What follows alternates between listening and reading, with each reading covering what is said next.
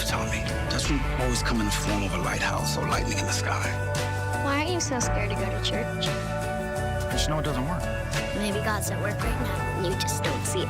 Tulsa! But she's a very sick little girl. She did sustain several injuries, not the least of which is the one to her head. Now, if this should continue, she's going to slip into a coma.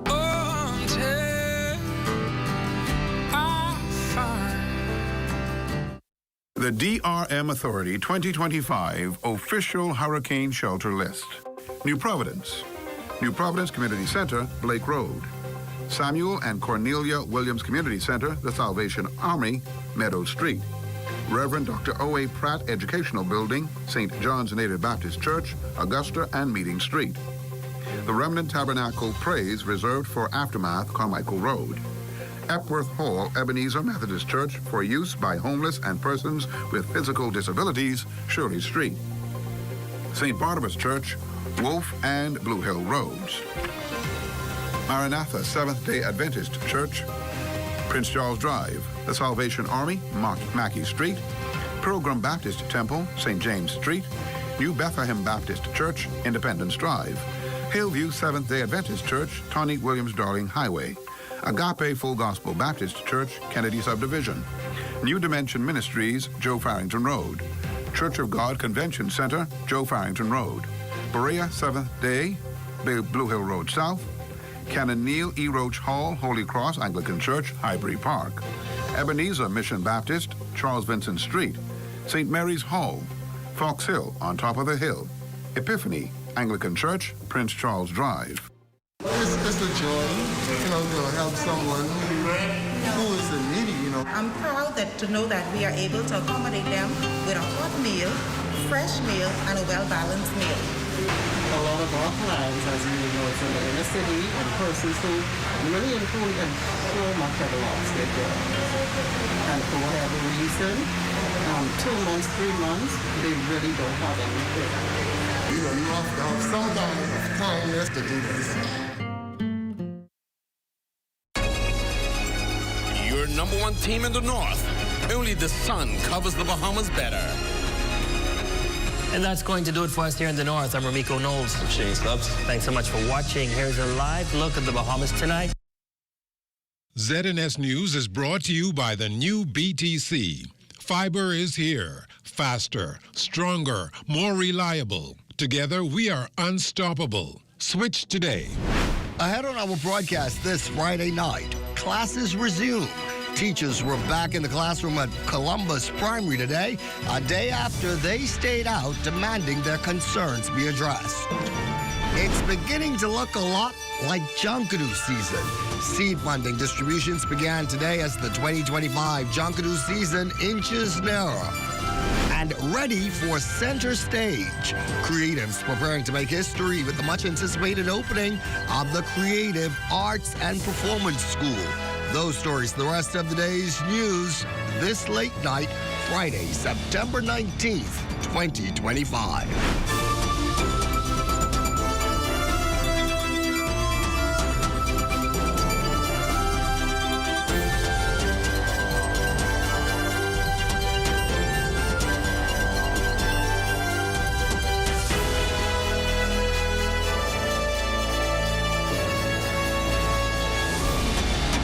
Bahamas tonight at 11. The final word starts now.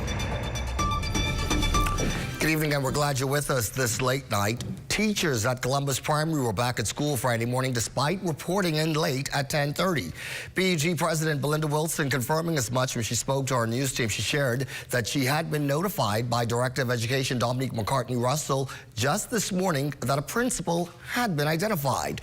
Teachers did not show up to work Thursday because the school went the entire last school year without a principal and started this new academic year without one as well. Wilson says she is pleased with the progress for that school. McCartney-Russell later confirmed that the school's new principal, Samantha Anderson, had been on campus and was able to meet with the staff Friday morning. Students also had a full day of classes.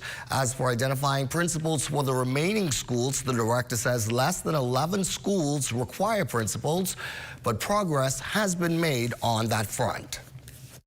We have central secondary schools. We were at the commission today. As I indicated, we are still interviewing. However, we would have identified 7 persons, and the commission advised that they will support us by looking at that list on Monday. And so we're almost completed the process. We believe that we will be able to put those officers in place ASAP. Also making news tonight, we can tell you that Health Minister Dr. Michael Darville says talks continue with the U.S. government over the Davis administration's proposal to hire Cuban medical professionals directly. And this in the face of the government cutting ties with the medical recruitment agencies in Cuba that provide the Cuban healthcare workers. The talks also come after the Trump administration branded it a forced labor program and warned that there could be visa sanctions for officials and their families. Meantime, Managing Director of the Public Hospitals Authority, Dr. Obadette Roll, notes that efforts are underway to address the shortfall created by the loss of the Cuban medical professionals within the public healthcare system. The impact is being felt by many, not only by the patients, but it's also being felt by their co-workers, because we now have to ensure that persons are on the shift. We have to increase the overtime, so there's an increase in our financial burden, all of those elements. However, as any other country and those prudent individuals, we are abiding with the rules and the regulations until the government advises us otherwise. What we are doing, though, is also looking for recruitment outside where we don't have those issues. Other health-related news this late night, that ministry launching the National Rehabilitation and Assistive Technology Strategy Plan, one that ties in with the ministry's push towards implementing universal health care for Bahamians. We get the details now from our Fern Carey. The National Rehabilitation and Assistive Technology Strategic Plan represents a significant shift in the way healthcare will be delivered in the country, as it places rehabilitation and assistive technology as core elements of the public healthcare system. The 5-year plan will be implemented in stages, and Health Minister, the Honorable Dr. Michael Darville, says it will address many of the shortfalls that exist in the system. One thing Emory did for us was not only demonstrated where the challenges were, but categorized the challenges in terms of immediate needs and long-term needs. And so the first aspect of the plan will address many of the shortfalls that are absolutely necessary to make sure we do not allow individuals to slip through the gaps, those who need these rehabilitative services. The plan is also expected to address the issues facing young people in the Bahamas, such as suicide. Suicide from our national school report showed some really interesting statistics that are eye-opening. This rollout incorporates some of the aspects associated with rehabilitative services for mental health, and that will be outlined in the discussions later on in the session. Figures from the Pan American Health Organization show that the rehabilitation needs in the Caribbean and the Americas place additional stress on an already strained public healthcare systems across the region. At the same time, PAHO officials stress that rehabilitation is not a luxury but a necessity. It's not an optional extra to be considered after curative care. It's a vital health service that enables people to live with dignity, to work, to learn, and to participate fully in society. The Bahamas, by launching this plan, is positioning itself as a regional leader in advancing the Rehabilitation 2030 agenda and the WHO Global Priority on Assistive Technology. Once the plan is implemented, the country's healthcare system is expected to be more inclusive and equitable. For the Bahamas Tonight, I'm Fern Carey. Okay, Fern, over to Abaco now, where the Deputy Prime Minister admitted yesterday that Abaco's resilience post-Hurricane Dorian has outstripped the government's own efforts.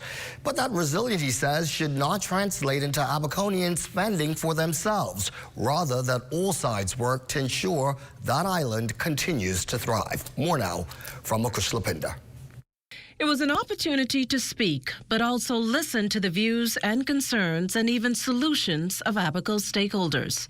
Keynote speaker at the island's Business Outlook Thursday morning, Tourism Investments and Aviation Minister, the Honourable Chester Cooper, framed that open conversation around prioritizing inclusive, sustainable growth, and this at a time when Abaco's thriving tourism industry is said to be seeing encouraging signs of recovery post-2019's Hurricane Dorian. Air arrival grew by 7.7% compared to 2024.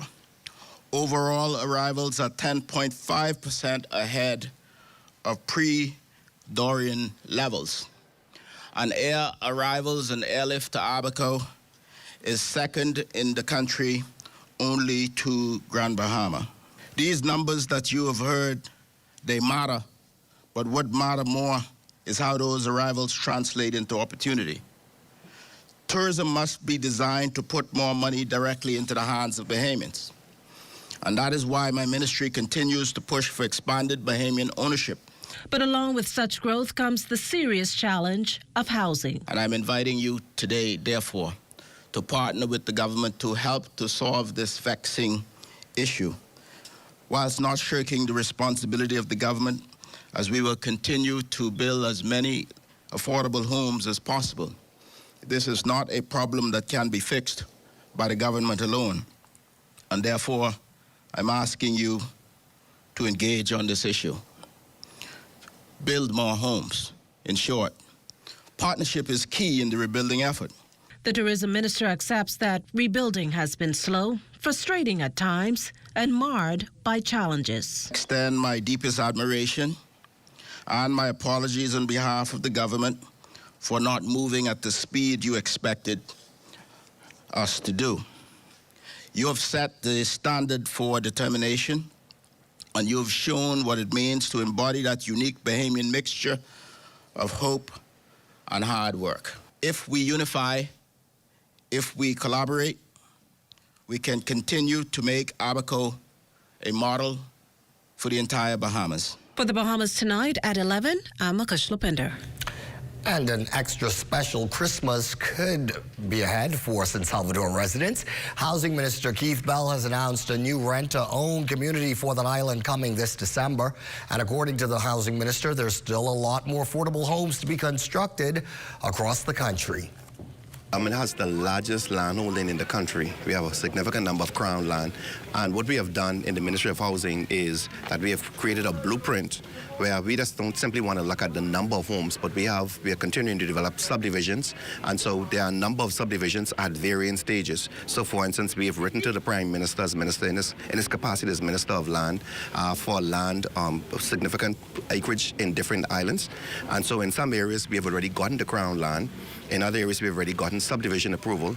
In other areas, we've gotten the certificate of environmental clearing. And in other areas, we have also began putting in infrastructure. Junkanoo leaders from all divisions receiving seed funding today ahead of the 2025-26 Junkanoo season.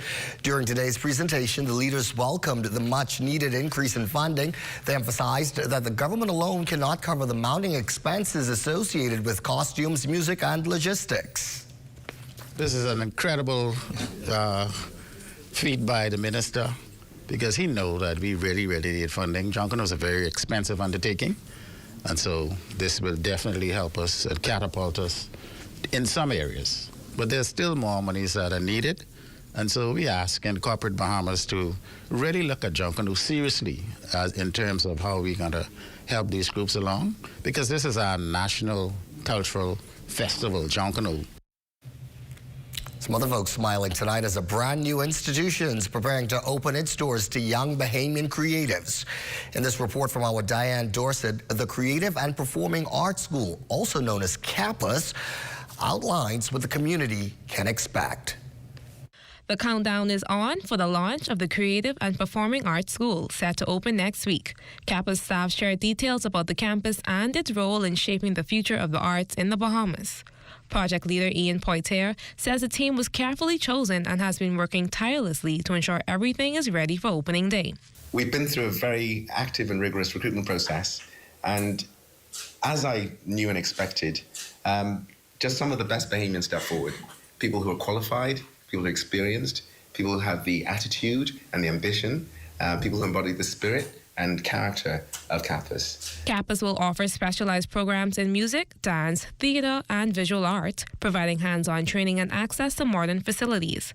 Part-time Professor Victor Johnson says the school will also act as a cultural hub locally and internationally.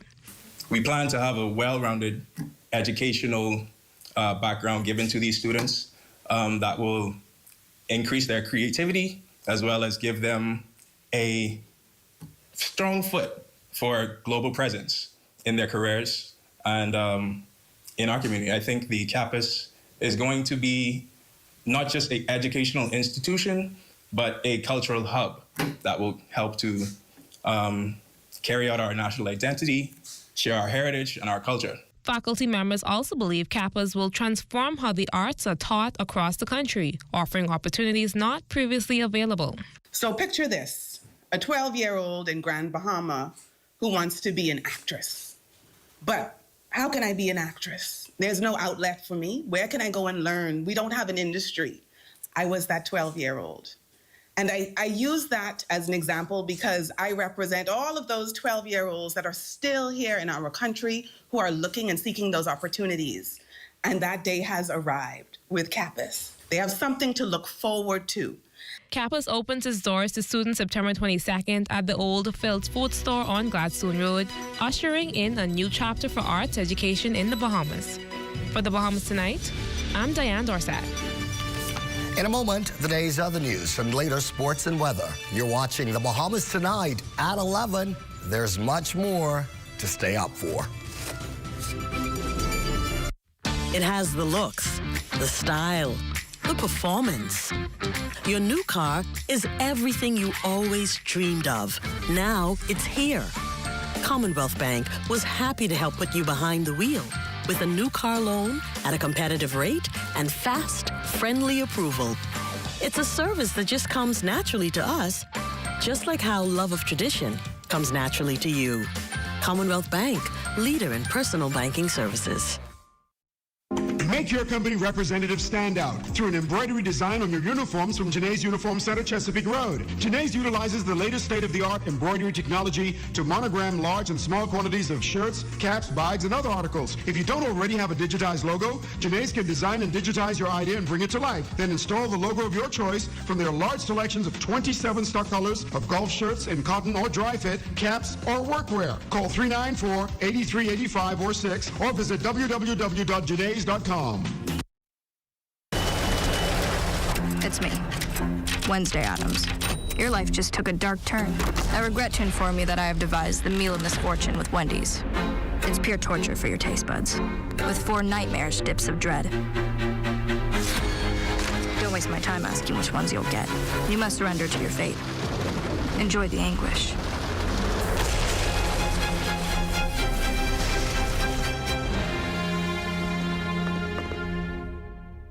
As we continue here this Friday evening, the Bahamas Agriculture and Marine Science Institute now seeing record enrollment with student numbers up 15% compared to last year for the start of the fall 2025-26 semester. Chairman Valentino Monroe says the Institute's expanding online platform is helping to fuel its growth, while its network of international partners is also creating new opportunities for students and the local economy. Around in October, we're setting up a 2-acre plot, identifying particular products where we're going to demonstrate that you don't need 100 acres to be a profitable farmer. And so once we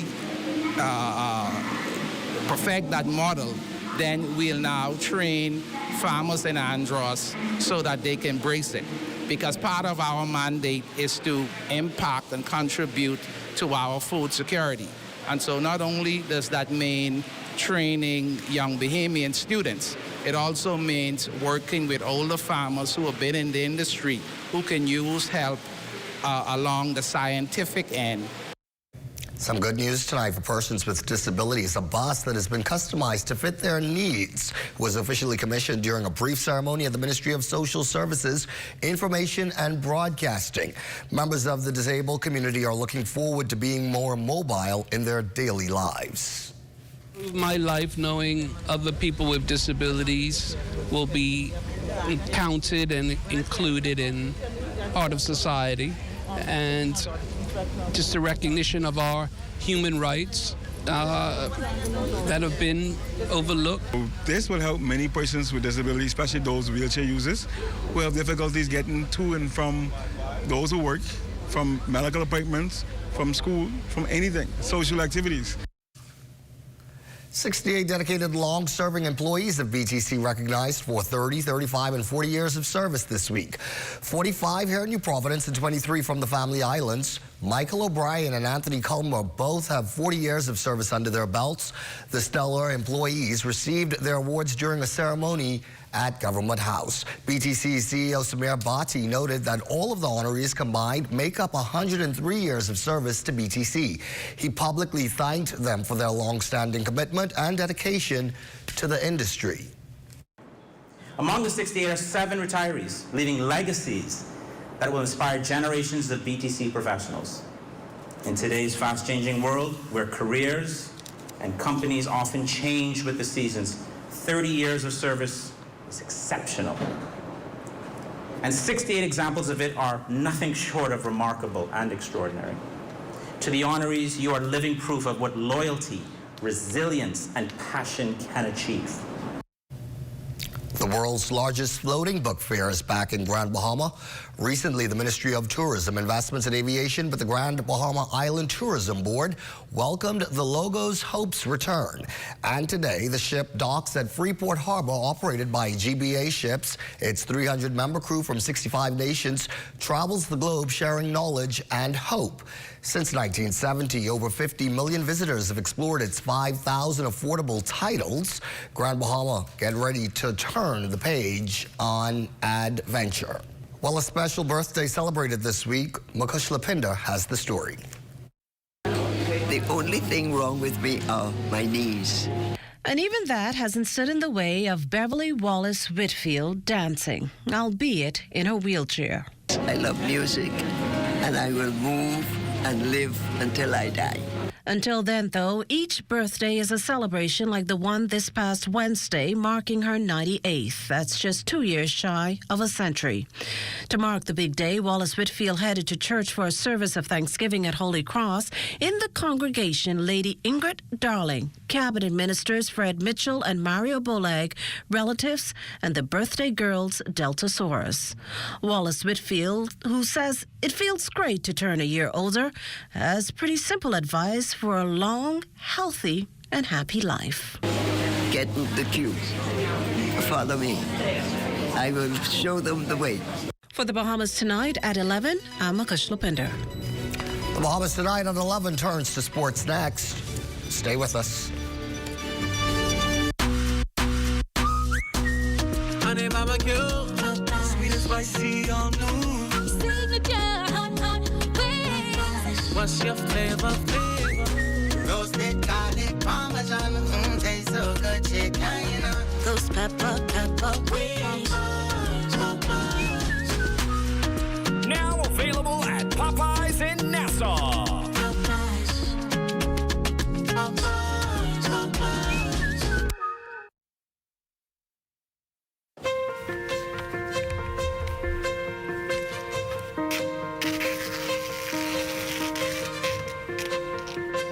Get this straight to our new sales and marketing office, Centerville House, 5th floor, ASAP. New sales and marketing office, Centerville House, 5th floor, quick. New sales and marketing office in Centerville House, 2nd Terrace West, 5th floor, on my way. New sales and marketing office, Centerville House, 2nd Terrace West, 5th floor. You could have caught a ride with me. We're only a block away from ZNS. ZNS Sales and Marketing has moved to the 5th floor, Centerville House, 2nd Terrace West. For more information, call 502-3800.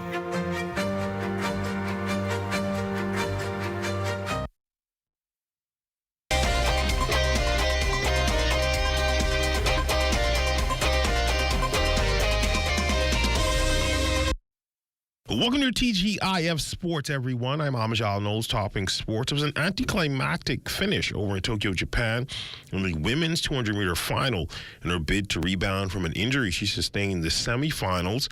Anthony Strawn came out on Friday night at the Japan National Stadium looking to lock up a medal. But, however, she got a false start and was eliminated from the final race of day 7. With her left leg heavily wrapped from the injury. Strawn, speaking afterwards, made it emphatically clear that she did not deliberately jump the gun. The 32-year-old was seeking her first senior global international medal since she dominated with a sprint double at the World Junior Championships in 2012. Instead of running in the field out of lane 1, she watched as American Melissa Jefferson Wooden pulled away from the field with a world-leading time of 21.64 seconds to take the gold. I work hard for everything that I have and everything that I don't have. So I always believe in, no matter how much odds against me, I know what's in my deck of cards and I know what I've been dealing with. And even I hurt my leg yesterday and then I false started today. This is way better than last year. So I have to look at the positive. I made the finals and I only ran 150. So they ain't ready for this. Like, a healthy me is going to be a dangerous me. I'm going to try to get my mind right. I'm going to try to get my body right. Also competing for the Bahamas in Tokyo, Rema Otaber, finishing 15th in the women's javelin during the qualifying round of the women's competition on Friday night at the Japan National Stadium. The Bahamian national record holder popped her best heave of 60.06 meters on her first attempt. She then scratched on the second, had a lesser toss on her final attempt. In soccer news, UB Soccer opening the team's international campaign in South Florida, taking on Atlantis University.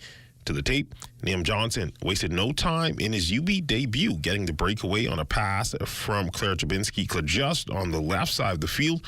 Johnson scored within the first 46 seconds of the match. UB had some more scoring opportunities in the first half, but it was Atlantis who scored in the 31st minute to tie it up at 1 apiece heading into the half. That all changed in the 49th minute when Atlantis went up 2-1. In the 68th minute, Claire just collected a pass from Ronaldo Green in UB's attacking third and dribbled it into Atlantis' 18-yard box before sending the ball past the goalkeeper to tie it up at 2 apiece. 1 minute later, Atlantis went ahead 3-2. Green equalized the match on a free kick to tie things up at 3 apiece. UB had a chance to get the win late in the game, but it was futile. The Mingo's opening match ends in a 3-3 draw. Just seeing the opportunity, I kind of did my job, and the way I seen it, it gave the team more momentum in the game since it was the first minute, so it kind of gave us a little push at the start. Today, I think the team played a fantastic game. Granted, we played against a great opponent. They're good on the ball, team well-rounded, but I think we could have come out with a win. It's just come naturally. I get the ball, drive, that's all I just do. I just got to keep going because, I'm just doing what I got to do, my job, really. So I just got to keep scoring goals and really just give the team what the team needs. And that's been your TGIF Sports, everyone. Enjoy your weekend.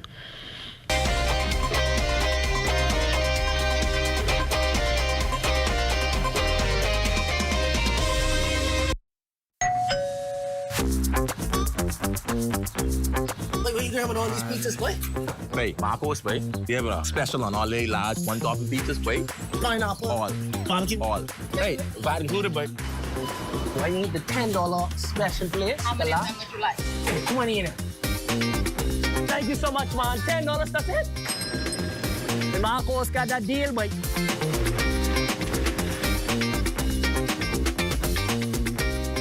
PREP stands for Prepare, Refocus, Educate, and Produce. When young people come to the program, we make them feel comfortable. We may break out into groups. When Philip asked Nathaniel said to him, "Can anything good come out of Nazareth?"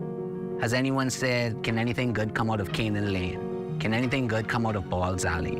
There are a lot of young people in Canaan Lane who are excelling in track, who are doing well in school. What I started PREP to help to do, to get people to understand and notice that there are problems and issues that are going on with our young people, that indeed we who can do something should do something. And so PREP is here for them, creating the opportunities, letting them know that there is potential that you have not yet discovered within yourself. Crime-free looks like me. Do your part. Join the movement to a safer Bahamas. As we do each evening, the final word goes to Chief Meteorologist Basil Dean, who's standing by with a look at the weather forecast. Good evening, Basil. Good evening, Caldwell. We are keeping our eyes on a couple areas in the tropics. First of all, we have this tropical wave, which later on in the week, giving it a 20% chance of development. And then in the Caribbean Sea, next week, we're going to keep our eyes on this area as well, as something could be happening there as well. But we still have Tropical Storm Gabrielle, which continues to struggle. It's now packing winds of about 50 miles per hour, and in terms of some reference points, it's about 550 miles to the east-northeast of the northern Leeward Islands, moving towards the northwest at 12 miles per hour. And as we said, those maximum sustainments are still at 50 miles per hour. The good news is it will move into more favorable conditions over the weekend where some intensification will take place, but that turn towards the north and eventually to the northeast will keep it away from all land mass. And our satellite pictures are showing those showers, which once was in the northwestern Bahamas earlier today, now find its way into the central parts of the country, Cat Island, the Exumas, and even Long Island. They're going to be experiencing some showers and thunderstorms off and on, which could be locally heavy at times tonight. Temperature-wise around the islands, Marshall, Abaco at 78, 84 in Green Tull, Key, also Freeport, Grand Bahama at 84. The Berry Islands very warm at 88 degrees, 86 in Alistown, Bimini, 88 also in Harbor Island. Rock, San Lutra, 86, Alistown, Cat Island, 85. Black Point, Exuma, and Kemswick, South Andros also reporting 85 degrees. Fresh Creek, Central Andros at 84. Picking up some more of those 85s in San Salvador and in Rim Key. Georgetown, Exuma, 88 degrees. 90 degrees in Ragged Island, Clarence Sound, Long Island, Crooked Island, Betsy Bay, Acklins, and also in Maguana. The Turks and Caicos Islands, not too bad there. They have a temperature of 87 degrees. And your forecast tonight, we're looking at mostly cloudy and warm with a thunderstorm or two still possible. Your low temperature just around 79 degrees. And tomorrow, this is how things will unfold. There'll be periods of clouds and sunshine with a couple of showers and thunderstorms, mainly late in the day. As we get into the afternoon hours, you'll see those thunderstorms starting to crank up. High temperature tomorrow, 88 degrees, and the extended weather forecast, that summer-like pattern will remain in place right through the weekend and the early part of next week, where you'll get those late mornings and early afternoon thunderstorms popping up. But it will certainly keep those temperatures below average, so we'll be seeing some upper 80s for the greater part of this week. Carvel. Thank you, Basil, and thank you for being with us this Friday. That is our broadcast. I'm Corbell Pye from and for all of us. Take care, be well, and remember to join us again on Monday. Have a great weekend. Good night.